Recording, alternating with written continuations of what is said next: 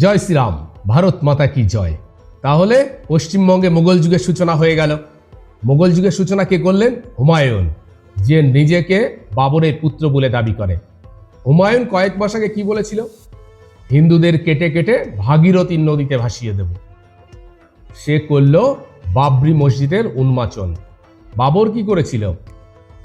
একই কাজ করেছিল, লক্ষ লক্ষ হিন্দুদের কেটে নদীর জলে ভাসিয়ে দিয়েছিল। তার পুত্র হুমায়ুন। হয়ে গেল বাবরি মসজিদের সূচনা। কে সূচনা করলেন? কোথা থেকে লোক এলেন? সৌদি আরব থেকে। সৌদি আরব থেকে লোক এসে বাবরি মসজিদের সূচনা করে দিলেন। বাবর কোথাকারের লোক ছিলেন? আরবের। এখনো মাথায় ঢুকছে না? এখনো মাথায় ঢুকছে না, তাই না? আর কবে ঢুকবে? পশ্চিমবঙ্গে শুরু হয়ে গেল। আমরা 35%, পশ্চিমবঙ্গে যেটা বলবো সেটাই হবে। কারা বলেছিল? হুমায়ুন। প্রশাসনকে চ্যালেঞ্জ দিয়েছিল, কারোর কিছু করার থাকলে করে দেখাক। আটকাতে পারলো? উল্টে প্রশাসন তাকে পুলিশের সুরক্ষা দেয়া হলো। আটকাতে পারলো? আটকাতে পারলো না। এখনো বুঝতে পারলেন না? বাবর যুগের সূচনা হয়ে গেল। ওই সৌদি আরব থেকে লোক এসে বাবরি মসজিদ উদ্বোধন করলো। সৌদি আরবে একটা রাম মন্দির উদ্বোধন করবেন, বলুন তো?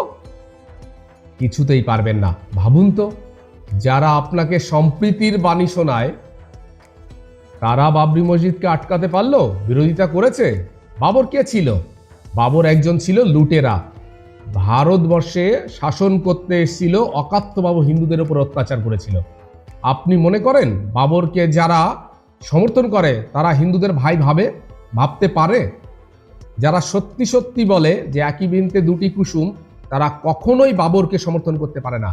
যারা লক্ষ লক্ষ হিন্দুকে মেরেছে, অত্যাচার করেছে, হাজার হাজার হিন্দু মন্দিরকে ভেঙেছে, যারা বাবরকে সমর্থন করে তারা কখনোই হিন্দুদের সমর্থন করতে পারে না। যারা ভারতকে ভালোবাসে তারা কখনোই বাবরকে সমর্থন করতে পারে না। যারা বাবরকে সমর্থন করে মসজিদ বানালো তারা কখনোই হিন্দুদেরকে ভাই ভাবতে পারে না। যদি মনে করেন এটা আপনাদের ভুল ধারণা। এখনো বলছি, মসজিদের বিরোধিতা আমি করি না।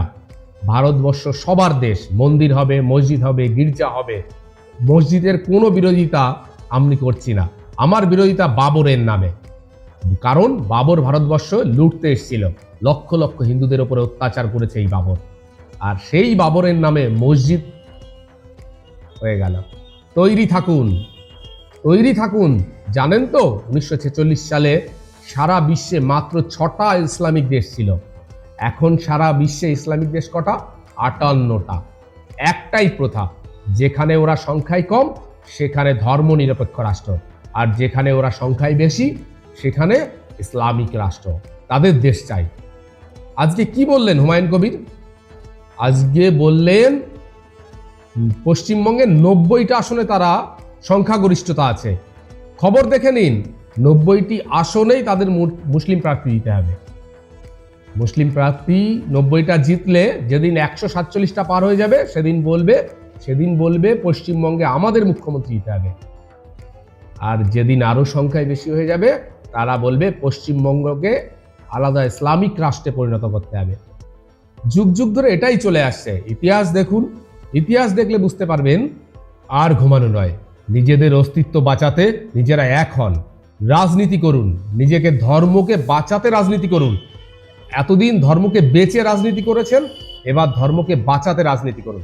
সেই রাজনীতিকে সাথ দিন যারা হিন্দু ধর্মকে বাঁচাতে, রক্ষা করতে সাথে আছে। না হলে কিন্তু মোগল যুগের সূচনা হয়ে গেছে। এখনো যদি সাবধান না হন, হিন্দুদের ভাগ্যে কিন্তু অনেক বেশি কষ্ট আছে। জয় হিন্দ, ভারত মাতা কি জয়, বন্দে মাতরম, জয় শ্রীরাম।